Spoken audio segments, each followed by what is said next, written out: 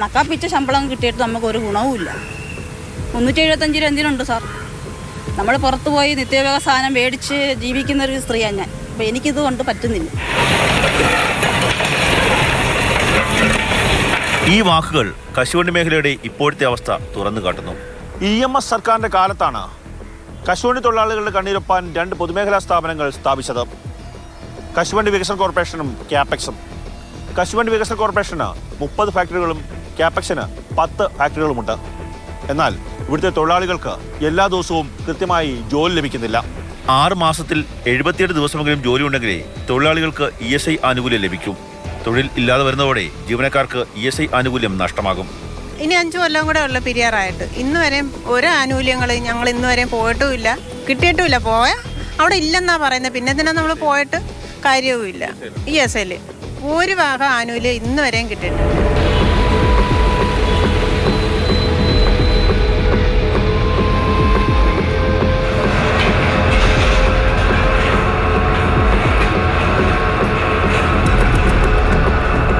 ജോലിയില്ലാതെ കഷ്ടപ്പെടുന്ന തൊഴിലാളികൾക്ക് മരുന്ന് വാങ്ങാൻ പോലും സാധിക്കാത്ത അവസ്ഥയുണ്ടാകുന്നു. പിണറായി അധികാരത്തിൽ വന്ന ഈ 8 വർഷത്തിനിടയ്ക്ക് 2 തവണ മാത്രമാണ് ESI ആനുകൂല്യം അവർക്ക് കിട്ടുന്നത്. നേരത്തെ ആദ്യത്തെ ഭരണസമയത്ത് ഒരു ടൈം എന്ന് വെച്ചാൽ 6 മാസമാണ്. ഇപ്പം ഈ ജനുവരി മുതൽ 2024 ജനുവരി മുതൽ 2ാമത്തെ പ്രാവശ്യം ESI ആനുകൂല്യം കിട്ടുന്നത്. അത് സമരം ചെയ്തതിന് ശേഷമാണ്.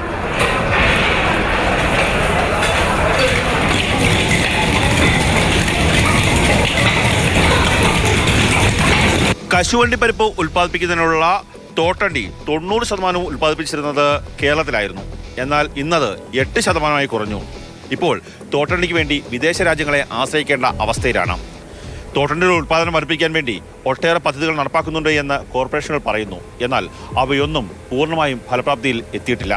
മാസത്തിൽ 15 ദിവസം തൊഴിലാളിക്ക് ജോലി ഉറപ്പാക്കുന്നുവെന്നാണ് കോർപ്പറേഷന്റെ വിശദീകരണം. ഒരു ആനുകൂല്യമില്ല, ഒന്നും ബോണസ് കൊടുക്കുന്നില്ല, വർദ്ധിപ്പിച്ച കൂലി കൊടുക്കുന്നില്ല, തൂക്കത്തിൽ അവിടെ ആർക്കും പ്രതിഷേധമില്ല.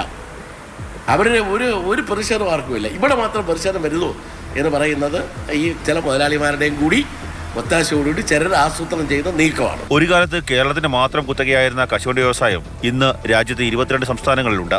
അമേരിക്ക അടക്കമുള്ള വൻകിട രാജ്യങ്ങളിലേക്ക് കശുവണ്ടി പരിപ്പ് കയറ്റുമതി ചെയ്യുന്നത് ഇപ്പോൾ വിയറ്റ്നാം പോലെയുള്ള രാജ്യങ്ങളിൽ നിന്നാണ്. കശുവണ്ടി മേഖലയെ സംരക്ഷിക്കാനായി രൂപീകരിച്ച ഈ 2 കോർപ്പറേഷനുകൾക്കും അവയുടെ ഉദ്ദേശ ലക്ഷ്യങ്ങൾ പൂർത്തീകരിക്കാനായിട്ടില്ല. ഇനിയെങ്കിലും ആധുനികവൽക്കരണം നടപ്പാക്കി മേഖലയെ സംരക്ഷിച്ചില്ലെങ്കിൽ കശുവണ്ടി വ്യവസായം ഉണ്ടായിരുന്നുവെന്ന് ഭാവി തലമുറയ്ക്ക് പറഞ്ഞു കൊടുക്കേണ്ട സ്ഥിതി ഉണ്ടാകും. അതുണ്ടാവാതിരിക്കാൻ ഇനിയെങ്കിലും ഉണർന്ന് പ്രവർത്തിക്കുക. ക്യാമറമാൻ ഷാനാസ് പരീതിനൊപ്പം കണ്ണൻ നായർ, മാതൃഭൂമി ന്യൂസ്, കൊല്ലം.